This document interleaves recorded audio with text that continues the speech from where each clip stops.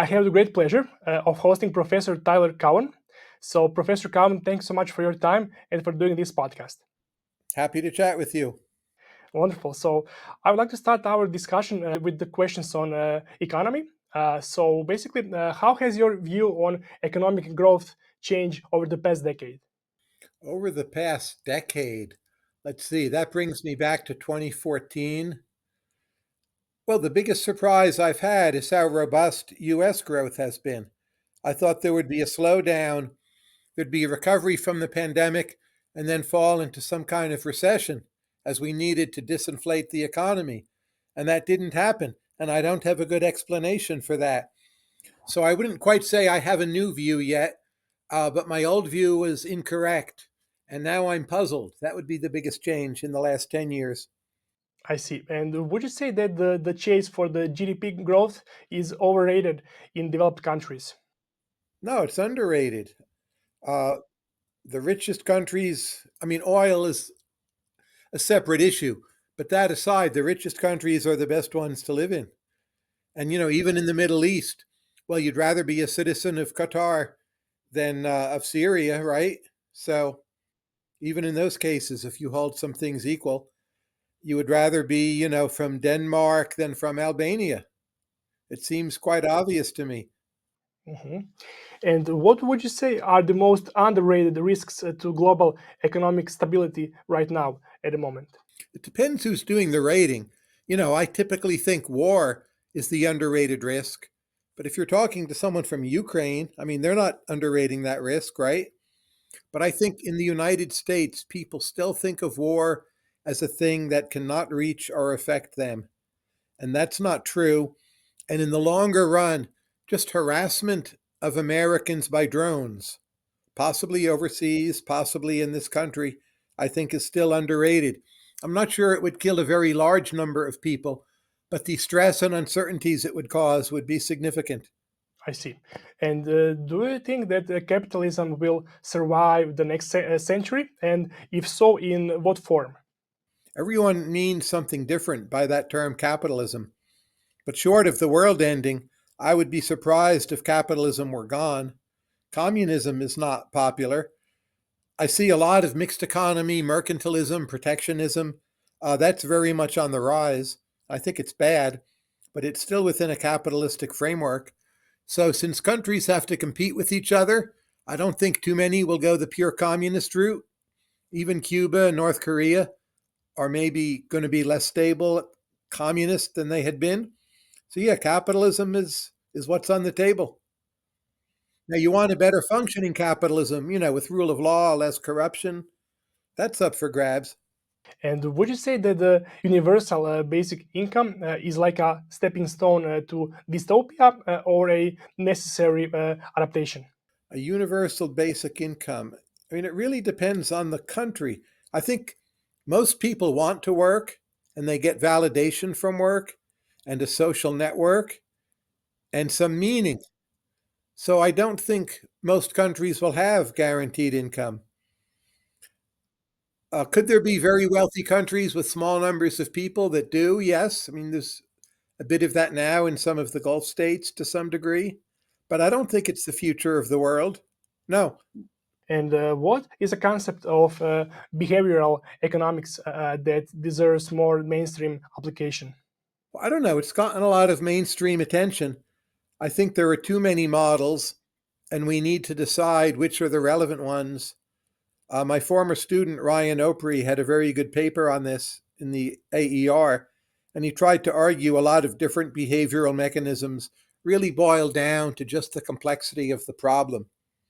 I think we need to see the test of time on that argument, but it would be nice if it were true, because the real enemy of behavioral economics is not that it's wrong, but that it's not useful.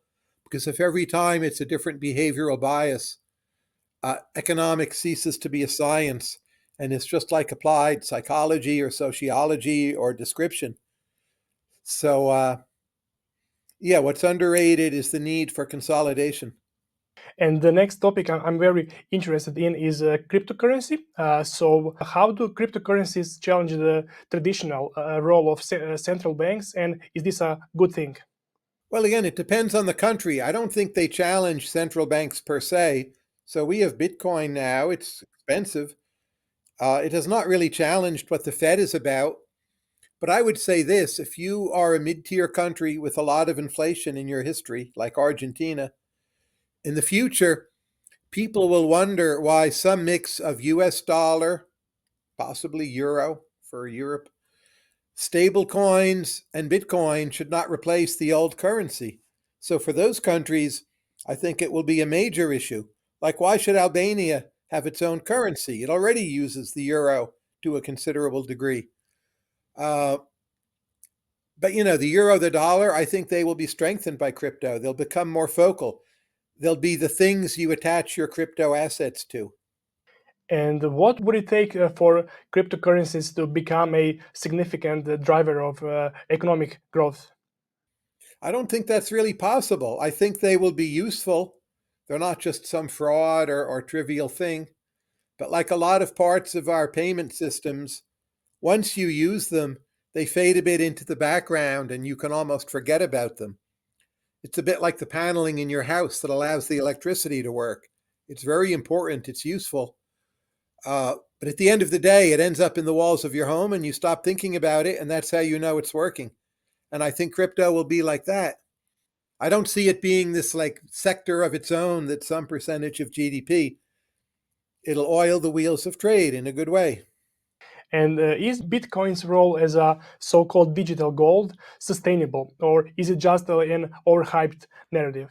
I'm not bearish on it, but I think there's a challenge coming, and that is as agentic AI becomes more important, the AIs will need to trade with each other. Will they use Bitcoin or will they use something else? If they reject Bitcoin, I think Bitcoin may be in some trouble. Now, maybe Bitcoin is naturally what they'll use, but they might use stable coins, or over time, they might invent their own crypto assets. So, again, I'm not bearish on Bitcoin, but I think that will be a challenge within 5 years. And would you say that cryptocurrencies like democratizing finance, or are they just worsening inequality? I don't know. I mean, in the early years, the people who bought them obviously made fortunes. I don't expect that to be the case going forward. Uh, but what does it democratize? I'm not sure the question is well defined. I think it means a lot of people can move money around more easily. I can send money to foreign countries. If you need to escape, from Russia, crypto makes it easier. Uh, that's useful. It helps more people, but I don't know that equating it with democracy is the right way to think about it. And should like nation states adopt their own digital currencies to compete with crypto? And if so, what are the risks there? Well, it's interesting to me to see the nation states that talk about it the most. As far as I know, that's been Sweden and Singapore. Those are both smaller countries. They're very high trust. People trust the government. With privacy, it's a little different, but there's not a privacy issue there in the way there would be in the United States. So if they decide to do that full blown, I think it's stable and sustainable. The United States, the Republicans have even talked about passing a bill to ban the Fed from having a digital currency. And it becomes too easy to cut people off from the payment system, or too easy to trace different funds movements, even relative to the status quo. And it will be much harder for us to do it. And so far, US has relied on private stablecoins. So I think level of trust in the government and degree of polarization in your society will really matter. I definitely think a few countries can do it and succeed, but I'm not sure how mainstream it will be. But again, it depends. Say, like the US does private stablecoins, as we're doing, and you have some big crash in the future, and there's a financial crisis, you could then imagine some very hasty bill patched together, to nationalize parts of the sector, and then we would have this centrally bank run digital asset. But I think you would need some big discrete event like that. I don't think we can just pass it the way maybe Singapore and Sweden or Switzerland could. And do you see in any scenario a future where Bitcoin becomes totally irrelevant? Oh, yes. I mean, I think it's possible someone creates a better crypto asset and Bitcoin fades. It becomes a sort of curiosity. Like there are some people who still use like old Apple iPods or even Walkman, uh, but not really a significant thing. I think there's a good chance of that. But I think crypto will persist. So far, Bitcoin's been very stable, resilient. It has the best story, incredible marketing. Everyone's heard of it. It won't be easy to dislodge. Is modern culture in decline or transformation? So, how do you tell the difference? Well, it's always transformation. I think at any point in time, different parts of modern culture are in decline. It seems to me Hollywood movies are much worse than they used to be. The architecture in American neighborhoods is, say, worse today than it was 100 years ago, to give two examples. Uh, but there's a great deal of vitality. Novel writing globally would be one area. Just the general development of poorer countries, their visual arts, I think, have gotten a lot more interesting and complex, and there's more there. Different parts of Eastern Europe are now more liberated, more free to create. So it's a mixed bag. I think there's a lot of upswing and a lot of downswing, and that's pretty common. And then, AI will be the next revolution. That does not yet make great music and art, but I think it will. Maybe working with humans, but it will. Consequences of people increasingly living their lives online. Well, I don't like all of it. So, one thing that has bothered me is how willing people are to watch movies on small screens. And I don't just mean televisions or even iPads, smartphones. So, it changes what movie making is about. And I think much for the worse. You ended up with better movies when everyone had to go to some kind of large movie palace. But that's now the distant past. So, that's a way in which screens and internet hurt culture, but they're so marvelous in so many ways. Like all the music I can listen to on YouTube with visuals, Spotify, the movies I have access to. I can access almost any movie I might want to watch at a very low price, very conveniently. So again, it's this mixed bag. But I'm very glad I grew up in an era where I could see the best movies on very large screens. What's your favorite movie of all time? My favorite director of all time is Bergman. His two best movies are probably Scenes from a Marriage and Persona.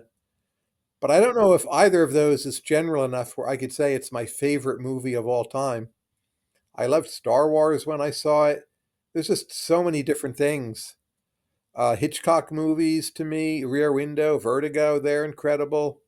So I don't quite think I have a favorite movie, but I would cite Bergman, the whole body of work. Can intellectuals and artists still be influential in an era that is dominated by algorithms?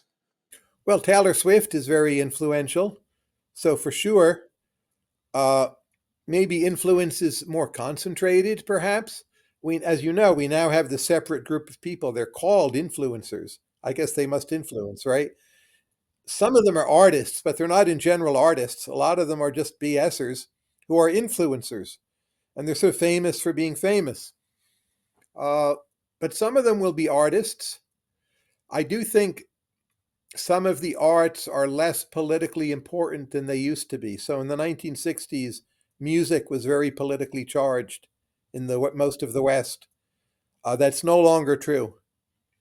Movies politically don't seem to matter much anymore. So there's pluses and minuses, but I think it's a sign of some kinds of decline. Yes.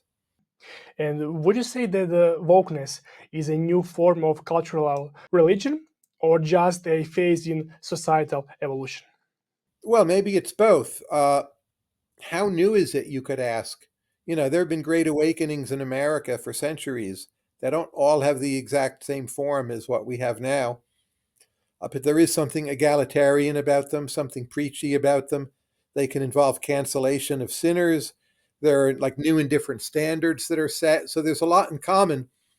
I think getting this like progressive, politically left wing wokeism, a lot of that becomes prominent in the 1990s. It went away for a while, then it came back big time. Now I think it's declining again. And what culture do you think historians will most misrepresent about the 21st century? Well, Silicon Valley culture. The journalists who cover it now, they're mostly ill-informed or not that intelligent. They don't do that good a job.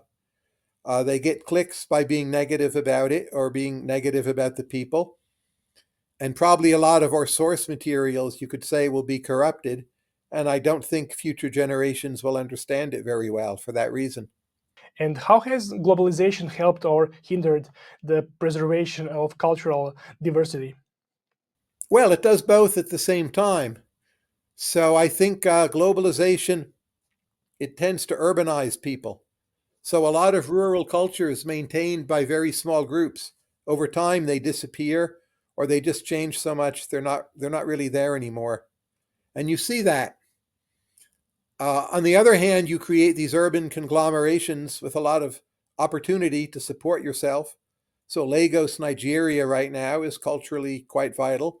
Maybe these older tribal cultures are dwindling or gone, but Lagos is fantastic in a multiple set of fields. So it's doing both at the same time. Now, cities, in some ways, they become more alike. Like you can visit tech workspaces around the world, and often you can't even tell what continent you're on, much less which country. But at the same time, if people all over can try sushi, like that makes their lives more diverse. So, like diversity in a way is going up, and in another way, it's going down. I'm fine with that trade off. I think the world has enough excitement and challenge and fresh places to go. I don't think we've wrecked them all by any means. Even in Europe, there's just so many places that are pretty unspoilt. You know, you go somewhere in Croatia that no one's heard of, like between, Zagreb and Split, it's probably pretty interesting. And you might be the only outsider there. And it will feel very Croatian. I don't even know what that means. But when I'm there, I feel like, my God, this is Croatian. And I don't think that's wrong. I see. And the next topic I would like to discuss is artificial intelligence. What do you think? How will AI reshape creativity in the next decade? I'm not sure what the pace of advance will be. So, like right now, I think AI music is still not good. I know some people listen to it. I don't think any of it will last. And I'm in general bullish on AI progress, but I don't have a good guess when it comes to music. I suppose my intuition is we have at least another 5 years of humans and AIs co creating, where the AI helps you, but the human talent is what's adding most of the value. But 30 years from now, I'd be surprised if that were still the case. An AI will add to the visual arts, I mean, almost everything, and it will match consumers to what they want to hear or read very, very effectively. It already does that for me. So, like, if I ask it, oh, I want to hear the most important albums from British folk music in the late 1960s, I ask O1 Pro. Like, it tells me it's not hallucinating. It's awesome. And Google doesn't exactly do that for you, never did. And now we have it. So it's been a big improvement in my life. Do you think that we as humans are overestimating or underestimating the risks of AI? Well, it depends who the we is. I know a lot of people who write these hyperventilating blog posts who think the world's going to end. There's Eliezer, there's V. I don't think there's any evidence for their views at all. So they're overestimating. But the ordinary person, they're not in some panic. I know if you poll them, like 40% say they're worried. They don't look very worried to me. They're still long the market. They live their lives. They save money. They put in their retirement account. I think that's the norm. And it's the correct way to do things.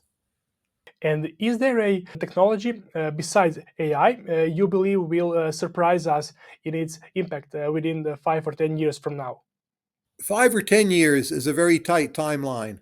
I think within 20 years, there will be much more biomedical progress than most people are expecting. And I mean much more. I don't think people will ever live forever, but I think over 20 to 30 years, we will beat back most maladies. Not cure everyone completely, but things like cancer, two thirds, three quarters gone.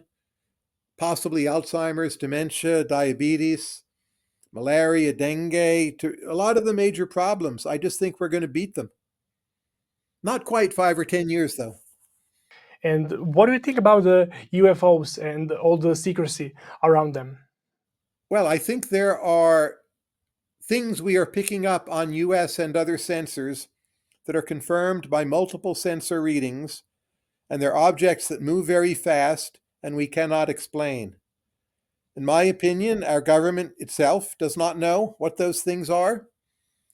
You could say it's a secret, but the secret is that they don't know. They're not holding back some conspiratorial secret. I think there's some chance there's something like alien drone probes. I don't know how to calculate that chance in terms of a number, but it's a notion I take seriously. I don't know what else. I don't know what the contending hypotheses are at this point. And do you see AI as more likely to enhance or replace human decision making in the future? Well, both, right? We're going to have a lot more projects because of AI that will enhance our decision making. But within any given project, a lot will be done by AI that will limit our decision making. So it will be both. Mhm. And how should we prepare for the world where AI generated content dominates? Again, it depends who the we is. Like if you're a parent raising a 7-year-old, I really don't know what to tell you. And I get this question a lot. And I speak to other people who follow the field. I've never heard a good answer. Maybe all you can say is pay attention and keep an open mind. Uh, my sense is the value of human networks and networking has gone up. Personal connections, who it is you know, your charm, your charisma, how you present yourself. So work on those things. Those are hypotheses, but those that would be my best bet. So how do you personally define the good life? I don't think I do.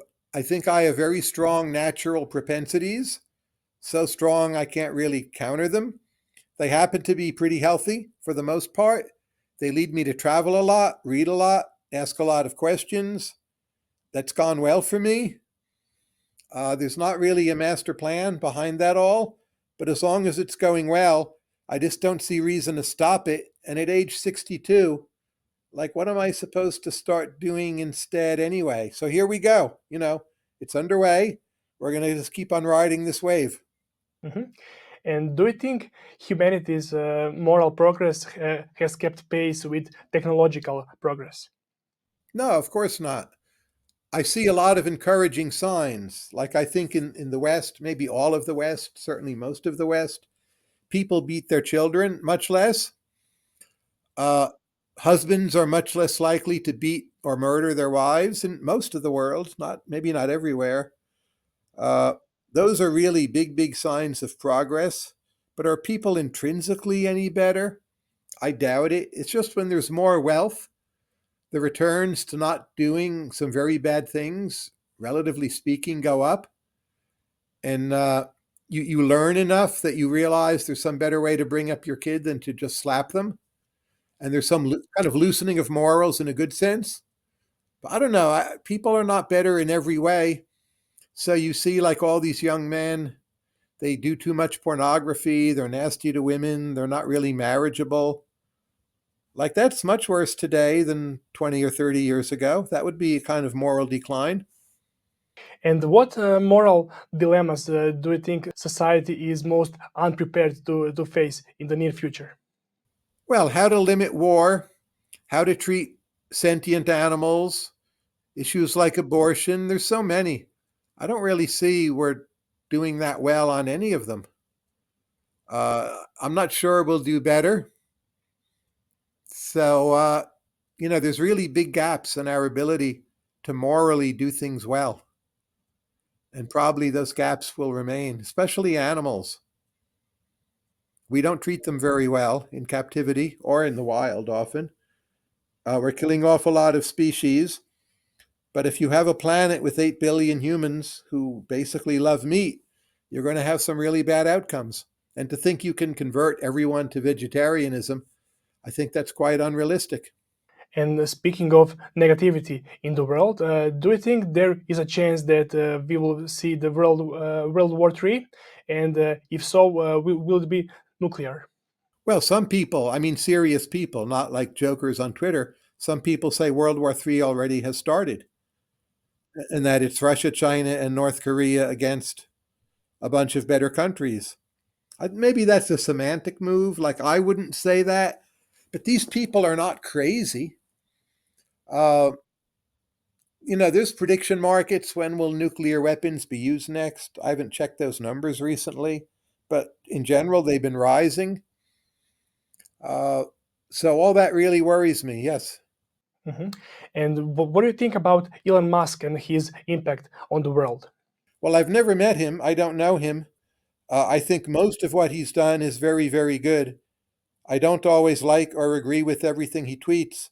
I think he said a lot of false and irresponsible things, but in a cost benefit calculus, it's overwhelmingly weighted toward the positive. And the very last thing he did in my country, leading the fight for the H-1B visas, I was completely on his side. So mostly I'm a fan, but with some qualifications. Would you say that the democracy is the best political system for an era of rapid change we are facing nowadays? I think you have to do it country by country. I would say this: every decent functioning country that has a democracy, I dearly want them to keep it or even strengthen it. Western Europe, much of Eastern Europe, North America, Australia, New Zealand, others. So I'm very pro democracy. But if you like ask me, well, could Chad right now have a well functioning democracy? I'm not an expert on Chad, but I'm pretty skeptical. If you ask, like, should Saudi Arabia just hold open elections tomorrow? I'd be skeptical about that process going well. I would like to see them evolve stably into a democracy the way South Korea and Taiwan did. But I don't think you can just wave a wand and make countries successfully democratic overnight. But when they are, you dearly want to keep it. Mhm. And who is, in your opinion, an underrated leader in the history, and for what reasons? You mean for the United States? For the US and in the global terms as well. Well, for the US, I would say James Polk, who was a nasty imperialist. But at the end of the day, I think it's good and good for Mexico that we have California, New Mexico, Arizona, and Texas. And he also had a hand in Oregon. So that was great. And he's not really one of the very famous presidents, but he probably should be. The whole world, the cluster of leaders who turned Poland and then also Ireland into wealthy, free, well functioning nations, they don't get enough credit.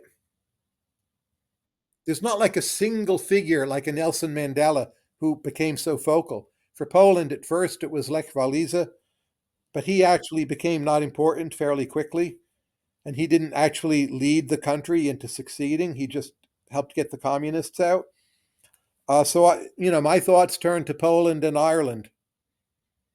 Slovenia also. I worry a bit more about Croatia, its stability, but I guess I would bet on it. Slovenia, to me, seems like securely in the Western orbit. A lot of the Balkans do not, so we'll see how that goes. But if you had a leader who would take the Balkans stably into the Western orbit, that person, would be a big candidate for that designation. So, should central banks embrace or resist becoming political actors? Well, they can't help it. They are. We like to pretend they're not, and that's an important pretense. It helps their credibility. But we all know at the end of the day that they can receive phone calls from the president or Congress or just the threat of those calls, and they have to take that into account. I think it's still a workable system. One good thing about Jay Powell is he's very good at politicking, and that's been good for the United States. What is one belief you held 10 years ago and you no longer believe today? 10 years ago is 2014. I thought that 2008 was this huge housing bubble, but now home prices have come back and they're so much higher that I realize in retrospect it was not a bubble. Those were the correct prices. We panicked and lost faith in housing when we should not have panicked. And that I definitely have changed my mind on. And what's the biggest misconception people have about your worldview?